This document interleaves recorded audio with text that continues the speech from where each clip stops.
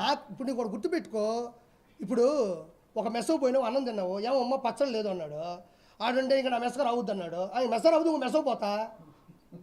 ఏమయ్యా 150 రూపాయలు డబ్బులు తీసుకున్నావు, మెస్సలో భోజనం పెట్టావు, సాంబార్ బాగాలేదు, పచ్చడి బాగాలేదు, ఒక హితువు చెప్పావు. అంత మాత్రం నువ్వు నా మెస్సకు రావద్దు అన్నాడు. నీ మెస్సకు రాను, ఇంకో మెస్స పెడతా, లేదా మా ఇంట్లో తింటా, లేదా నేను వండుకుంటా, లేదా పెరుగు పెట్టు, లేదా స్విగ్గీ జొమాటో పెట్టుకుంటా. అంత మాత్రం అల్లు అర్జున్ గారి సినిమాలో మాత్రమే చెయ్యాలని ఎవరు రాసి పెట్టుందా? మీరు అడిగారు, నేను ఆయన నిందించట్లే. క్వశ్చన్ దానికి నేను తప్పించుకోకూడదు, నేను తప్పించుకోవాల్సిన అవసరం లేదు కాబట్టి అది వదిలేసి ఇప్పుడు అది వద్దు. నేను అలా సినిమా ఇండస్ట్రీ చిత్తూరు నాగయ్య గారి టైంలో నుంచి చిరంజీవి గారి టైం వరకు వచ్చింది. కెమెరామ్యాన్లు విఎస్ఆర్ స్వామి గారి దగ్గర నుంచి, చోటా గారి దగ్గర నుంచి ఈ రోజు వరకు వచ్చింది.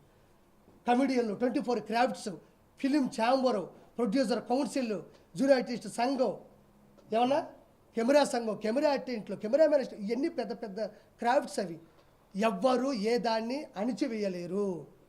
నాకు ఆ రోజు జరిగి తప్పు అనిపించిందా నేను చెప్పా, ఈరోజు నిలబడ్డాను అంతే. నేను ఆ విషయం ఇంక వెనక్కి తగ్గను. ఇప్పుడు మీరు అడగకపోతే నేను చెప్పేవాడు కాదు. ఎప్పటికైనా కట్టుబడి ఉంటా.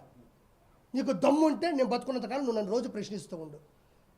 నేను కట్టుబడి ఉంటా, నేను కట్టుబడి ఉంటా, నేను కట్టుబడి ఉంటా. పోతామండి, ఏ రోజు పోము.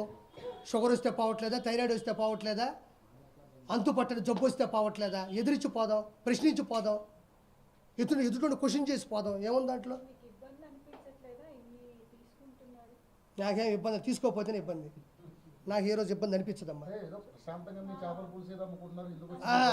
ఏమంటే ఈరోజు జబర్దస్త్లో కానీ, ఈరోజు ఉన్న 175 మంది శాసనసభ్యులు కానీ, 25 మంది క్యాబినెట్ 25 మంది ఎంపీలు కానీ, క్యాబినెట్ మినిస్టర్లు కానీ, వాళ్ళు కూడా నాలాగే ఒక అమ్మ అబ్బకి పుట్టొచ్చిన వాళ్ళే.